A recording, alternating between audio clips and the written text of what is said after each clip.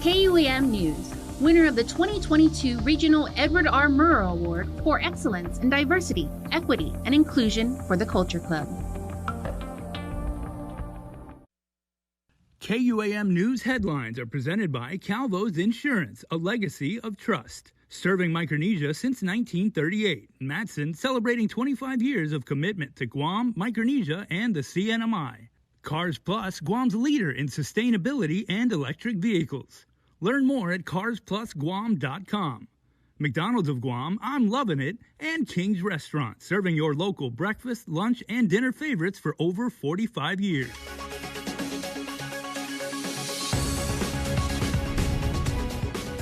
Ahead on KUAM News Primetime, the 37th Guam legislature called back to the session floor for a vote. The results a shock for some Democrats as the former speaker maintains her seat. Plus, a shootout overnight in Hagat turns deadly. Police catching the suspect, and a community is left grieving as they start the year laying a loved one to rest. And it's back to classes for public school students, a look at the first day back as one campus kicks off double session. Hafide and good evening. I'm Nick Delgado. Welcome to Primetime. Well, we will get to that deadly shooting KUAM first brought you in just a moment, but first to the contentious battle over the speakership. Senator Therese Terlahi has been re-elected as the Speaker of the 37th Guam legislature. She won with help of all 6 Republican senators, including Minority Leader Frank Blas Jr., who withdrew his candidacy at the last minute. Before session was adjourned Tuesday because no one had the required votes to win, Terlahi trailed her Democratic rival, Senator Joe San Agustin, 3-6.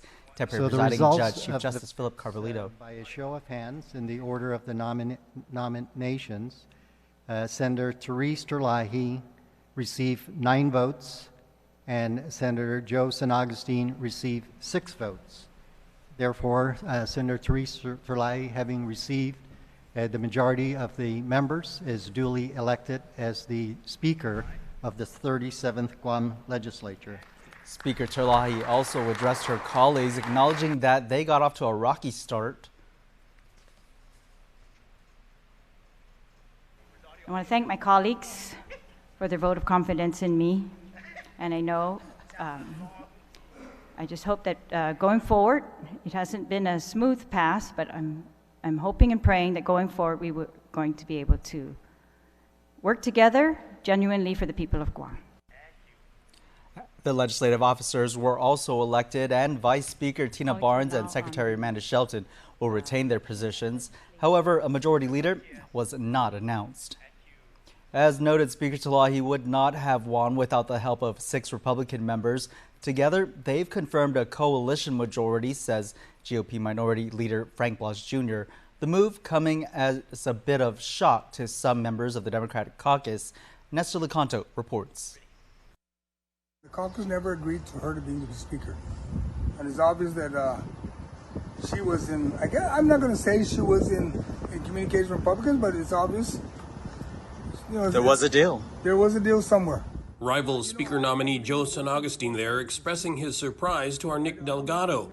But Republican leader Frank Blas Jr. says they've been talking with Democrats all along, even to the very last minute before today's session. When it became pretty obvious that there was no leadership, of course, we extended across the aisle and said, hey, how can we help?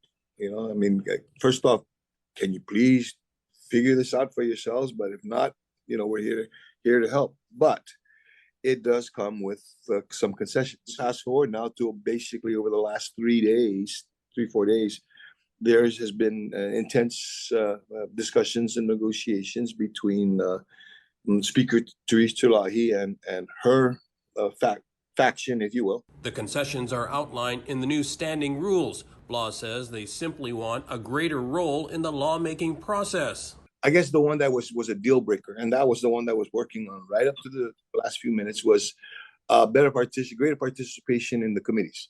We now have, where it was traditionally 2 members in the Rules Committee, we now have 4 members. In the standing committees, there is a guaranteed of at least 2 minority members in each standing committee, and in each standing committee, the minority senator will be the vice chair. What's more, the minority members get to pick which committees they'll sit on. But as Bloss noted, their big prize is a bigger role in the Critical Rules Committee, now chaired by freshman Senator Chris Barnett, who takes over from Vice Speaker Tina Barnes. So the Rules Committee has that ability to be able to set the agenda, to set what is going to be discussed. Now, not just in one session, in all of the sessions within this term. So that's the importance of that there. And with the alliance that we have formed, with Speaker Therese Tulahi and Senator Chris Barnett and Senator Sabina Perez, their 4 plus our 3, we have the 7. The 7 votes they need to control what gets moved in and out of the Rules Committee. For KUAM News, I'm Nestor Lecanto. And we'll have the new Rules Committee Chair, Chris Barnett, on tomorrow's newscast. Now to the deadly shooting in Hagat that claimed the life of AJ Mendiola. Police now confirming the arrest of the alleged gunman who pulled the trigger. Today, the village mayor asking for prayers as they mourn AJ's death. Off to a heartbreaking start. Just after 5 p.m. Wednesday, neighborhood security footage captures rapid gunfire along San Vicente Avenue in Hagat, an apparent shootout. It's a sad day for our community to know that the violence is this close to our home. Anthony Herrera Mendiola II, who many called AJ, was gunned down in front of his home. The shooter, also hit by return fire, would later turn himself in to authorities just down the street at the Southern Police Precinct. After being treated at the hospital and under watch by GPD SWAT, 35-year-old Nathan John Ojeda is arrested on suspicion of murder, aggravated assault, use of a deadly weapon, reckless conduct, and destroying evidence. Everyone is sure shaking up. Family members, including Hagat Mayor Kevin Susuico, spent Thursday morning preparing for nightly rosaries. Susuico remembering AJ. He is well known with our community. He's he's a business owner. He's a great community partner. He helps out with our sports for the kids, and he's always willing to help donate and lend a hand to our office to support our community. And so it's a tragic loss for us as a community. Police have yet to confirm a motive in the shooting. For now, the mayor is asking the community for prayers. Our prayers, of course, to the Mendiolas and everyone else that know AJ just like a brother. But again, if you're not from Hagat, all you know and all you heard was there was a shooting and it was a shootout and it might have been gang related. What's your response to that? I don't have a response to that, and I don't know all the details, and we leave it up to GPD and to their investigators to do their due diligence, and we respect the side of their investigation, and from our office we'll leave it with that. Investigators are waiting for the results of Mendiola's autopsy. Meantime, new Attorney General Doug Moylan speaks to the case as Ojeda could go for a Superior Court magistrate judge tomorrow. How do you think that you would proceed, seeing that this is the first murder under your watch? Well, I was advised last night by the Guam Police Department through my prosecution division, General Crimes Division, of what had occurred. We were discussing last evening on how we're going to be approaching it, which is the standard: wait for the police reports to be completed, start reviewing them, and then be preparing for the magistrate hearing. How do I feel about it? This is just part of the crime wave that may be going on, and the particular facts of it, I can't get any further. We're aware of certain things, but let's let the facts come out in trial. The defendant will have their right to presumption of innocence and the right to defend themselves in it. So it's the beginning of a process. A lengthy process, and one of healing for this southern community now rocked by this tragedy. I am not guilty and I am not part of the case. That's what defendant Jaron Wallaby told a Superior Court magistrate judge today when answering the murder indictment handed down against him. He, along with his brother Branty Wallaby, were both indicted in the December 11th brutal beating in Dededo of 47-year-old Arno Naroon. Naroon died from blunt force trauma to the head. In court today, the Wallabys were reappointed defense attorneys due to conflicts, both now set to appear back in court on January 12th. A Navy sailor accused of drowning her 1-year-old baby girl will be released from the Department of Corrections Monday. 29-year-old Aisha Copeland appearing in Superior Court today. It was said during the hearing that plans have been made for the military to take over custody. The case will be transferred to another jurisdiction, meaning locally it will be dismissed. Defense told the court she would be transferred to San Diego, California. Copeland is charged with aggravated murder. A former Guam police officer admitted to his part in a drug trafficking scheme in the District Court of Guam. The case only unsealed on December 19th of last year. Jose Pablo Ananich pleaded guilty on July 1st, 2021 to multiple counts of conspiracy to distribute 50 or more grams of methamphetamine, attempted possession of meth with intent to distribute, and carrying of firearms in commission of a drug trafficking crime. The scheme had involved Andrew Manabusan, who had since cut a plea deal with the feds and is serving time for his part in mailing 8 pounds of meth from California to Guam. Investigators intercepted the drugs back in May of 2021 and tracked it to Ananich. He faces at least a decade in federal prison. He'll be sentenced on March 28th. A local fish mart owner who will serve 21 months in federal prison for food stamp fraud now fighting his sentencing. Bassiano Joyce filed a notice of appeal in the district court today, showing that he is taking the matter to the U.S. Court of Appeals for the Ninth Circuit. A date for his appeal has not yet been set. As we reported, Joyce will self-surrender to a U.S. Bureau of Prison facility that can provide treatment for his medical condition. He is ordered to pay $250,000 restitution. He, along with Hilario Willie, convicted in a scheme that involved hundreds of thousands of dollars in illegal SNAP transactions. Still on trial for a drive-by shooting in Agana Heights, defendant Nicholas Wayne Moore is denied his request for a mistrial in the Superior Court of Guam. Moore's trial has been paused numerous times over the past few months. Defense arguing the prosecution violated his rights and was influencing the alleged victim by offering transactional immunity. Judge Alberto Tolentino ruling that Moore's request for mistrial is frivolous. He stands accused in the 2020 shooting along with a separate charges for murder of Michael Castro and a third case charging him with an alleged sexual assault of a minor. Moore is expected back in court for the drive-by shooting trial on January 10th. And we'll have more news on the other side of the break. Keep it here. You're watching KUAM. Get up-to-the-minute news, plus access to alerts, streaming radio, promotions, and more on your mobile device by downloading the KUAM News mobile app, available at the App Store now.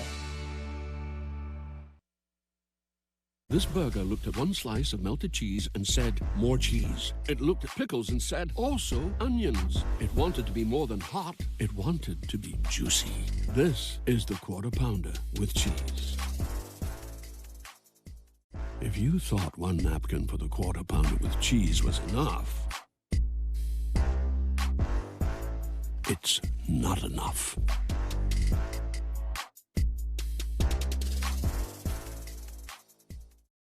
Fast, fun, and easy. That's how your home Wi-Fi should be. So start with an internet plan that fits your budget. Introducing your home Wi-Fi starter pack, also known as WISP. Enjoy up to 25 megabits per second for as low as $35 a month. Plus, a free router with your wireless subscription. That's hours of movies, games, social media, and more endless fun. Get your Wi-Fi starter pack today only at Docomo Pacific. Better together. Additional conditions may apply.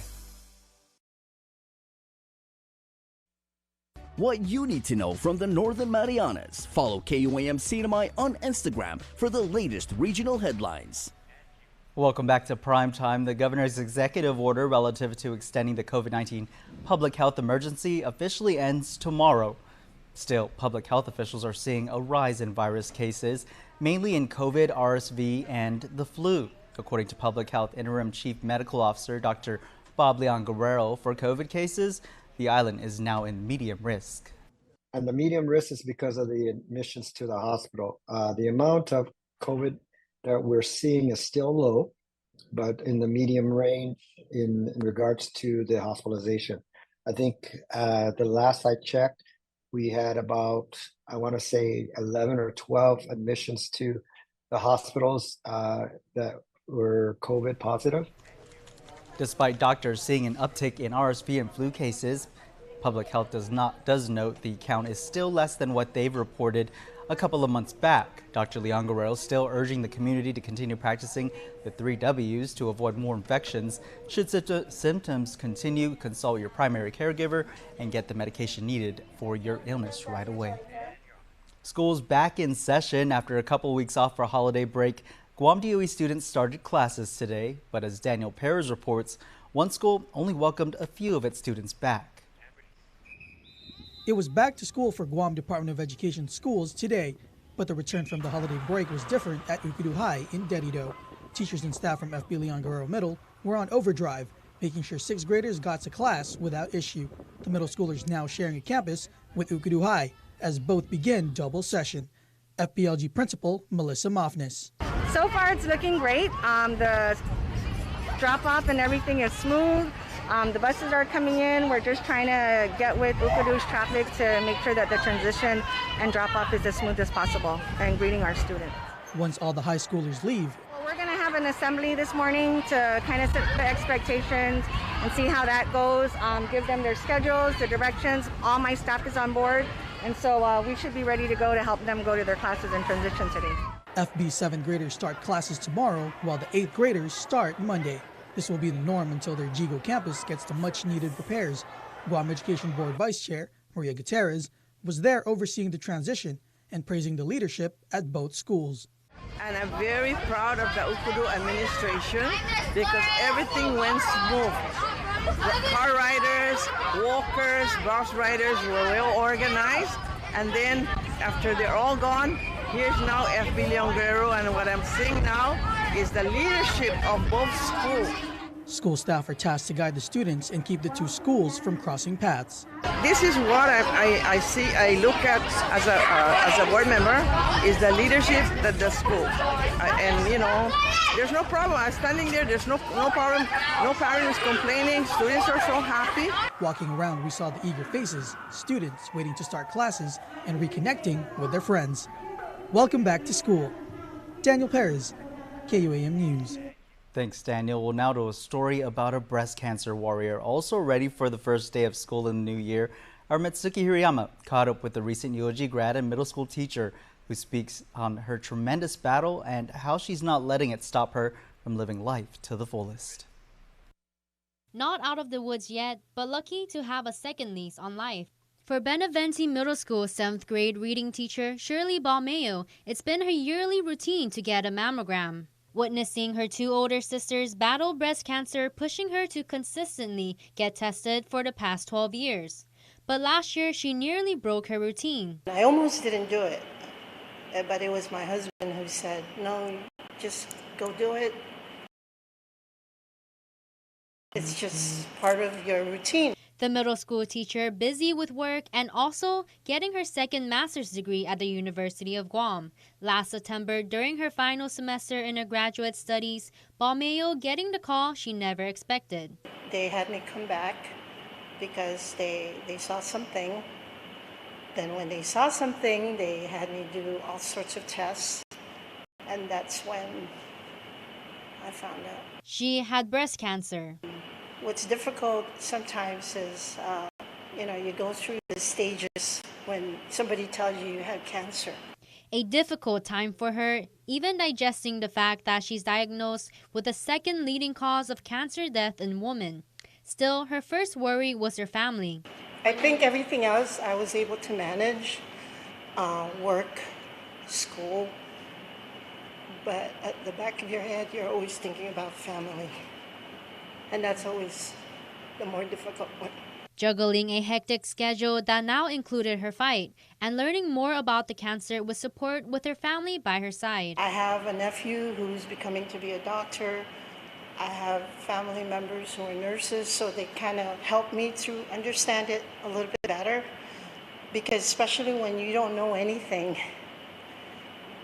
you could actually go through the dark. I call it the dark side. Balmeo also had her colleagues and her students to help keep her spirits up. Even the most, the students that you would see to be the most challenging came up to hug me and say, Miss, I hope you're going to be okay. I hope you're going to be okay. It's words that even while undergoing radiation treatment and holding 2 master's degrees under her belt, plus support from her 7th graders, Balmeo is making each day count to teach others a valuable lesson, to never give up. Mitsuki Hirayama, KUAM News. Thanks, Mitsuki. Well, a concert on Saipan bringing the best and brightest musical talents from the region together for a good cause. Tomas Manglona reports on the musicians making noise to unite the Marianas.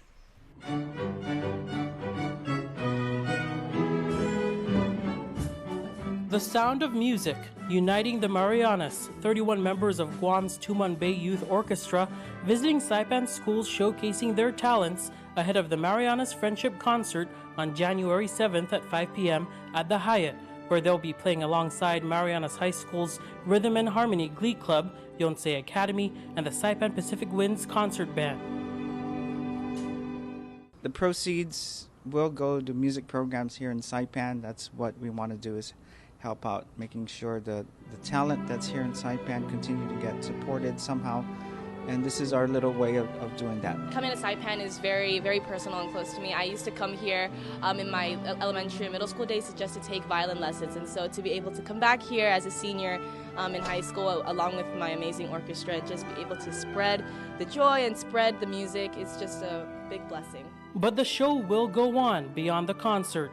World Theater Productions is also recruiting talent on the island for shows on Guam. I'm really trying to develop here and in the Marianas and Guam the triple threat to go on Broadway: sing, act, and dance. Those talents coming together in a regional show of unity.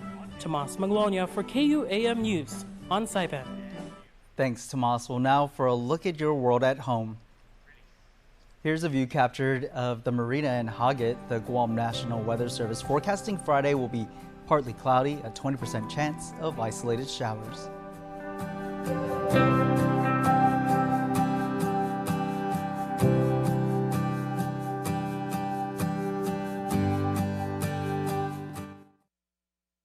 Don't need a work break, keep the smile on your face. The moments you can't replace, and I'll be around. Whoa. You can count on me. You can count on me for life. Wherever life takes you, we're always here for you. Calvo's Insurance. Count on us for life. New year, new you, new adventures. How about a new Jeep to go along with it? It is the Start Something New sales event happening now at Cars Plus. Experience a new level of freedom and adventure in the new Jeep Gladiator. Or how about the all-new legendary Jeep Grand Cherokee L? The most awarded SUV ever now features a fresh interior design and 3 rows of seating. Call us at 671-477-7807 or visit our website at carsplusguam.com to get pre-approved online today.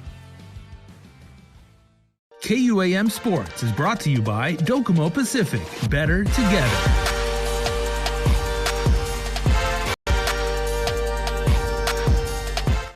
KUAM Sports is starting right now, everybody. Jason Salas and I am joined by Elsa Ujoa at GuamBasketball.com. Elsa, half a day and a happy new year. And man, competition continues, and it has been a very long process, but the holiday tip-off tournament is ending this weekend. We got the semis and the finals. So what happened was the holiday tip-off started on December 19th, right after the Thanksgiving tournament ended. And now we are down to the wire. We've had to put a pause for a week only because of the governor's inauguration at UOG, because all the games are held at UOG. And so now tonight, starting at 6, we have the semifinals. Let's take down the scaffolding from the inauguration. Let's put back up the backcourt. That's all gone now. It's all gone. They cleaned it up. So we're ready to play basketball again. What happened was tonight is the men's division semifinals between Hagat MO versus the Sharks. And those two teams are pretty competitive. And these are the boys that probably played in high school and were their top players. But now they're in their late 20s and their early 30s. And they look pretty good. Agat's looking really good. And then right after that, we have the co-ed division, which is the Imperial Royals, which is a club that's based out of Barragata, Manila Central area versus the Tumaning Typhoons. The co-ed competition has been insane. It has. It has. And, it helps when we get a lot of our locals return back to Guam for the holidays. So they all participate in this. And we had Destiny Castro, Callie Beneventi. They both came back and, they're alumni to Typhoons. So they really helped the team. So now they're in the semifinals against the Imperials. So that happens tonight at UOG, 6 o'clock. And 7 o'clock. And then that's the winners bracket semifinals. So then tomorrow, the losers of tonight's game play tomorrow in the losers bracket semifinals. And then let's not call it loser. Let's say the third place game. We'll put a positive spin on it.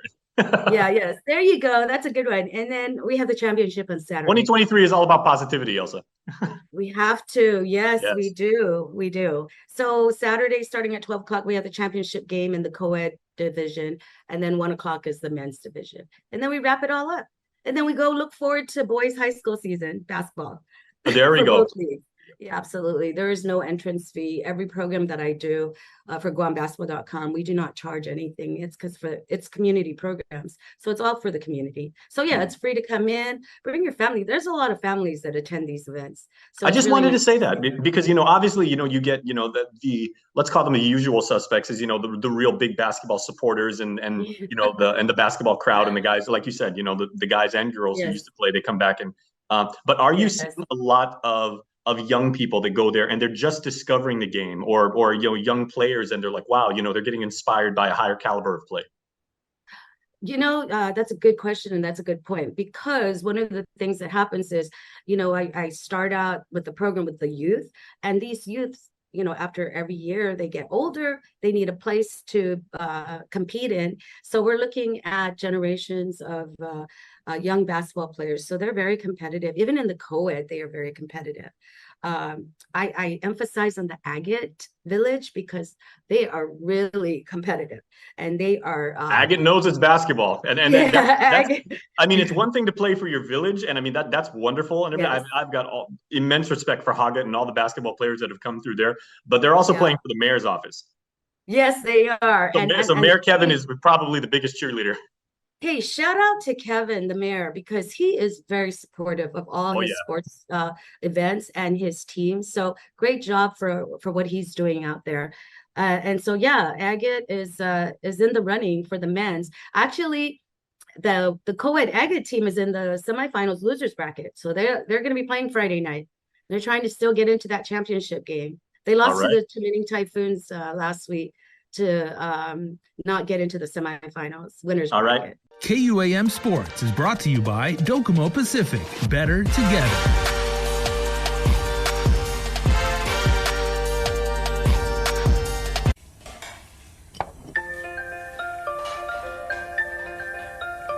Honey, do you want some milk? Do you ever wonder how your favorite products make their way into your local stores? Most arrive on state-of-the-art Matson vessels that transport containers of food, household items, equipment, and supplies into the islands every week. Because we know that you depend on us, we work closely with our partners to ensure that our shipments arrive on time, all the time, so you can find your favorite products when you need them. We transport the region's most precious cargo that supports successful businesses and promotes a better quality of life for our families. Matson is proud to have been the hometown shipping carrier for Guam, the CNMI, and Micronesia for the past 25 years, and you can count on us to be here for generations to come. Hey, you want to order some Taco Bell?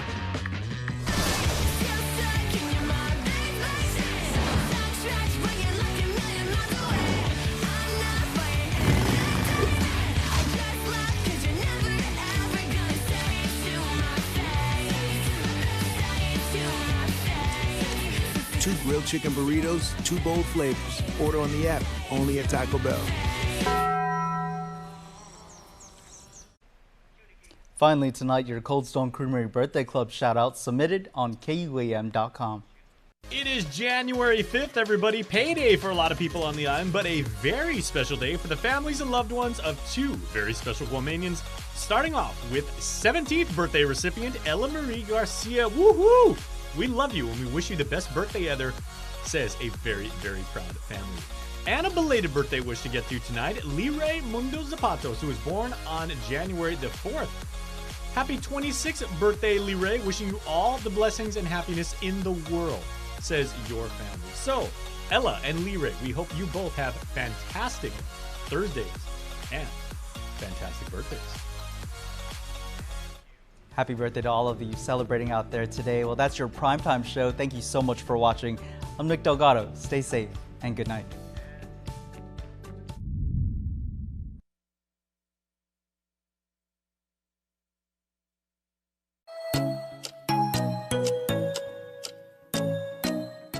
Local Music Mashup is brought to you by Burger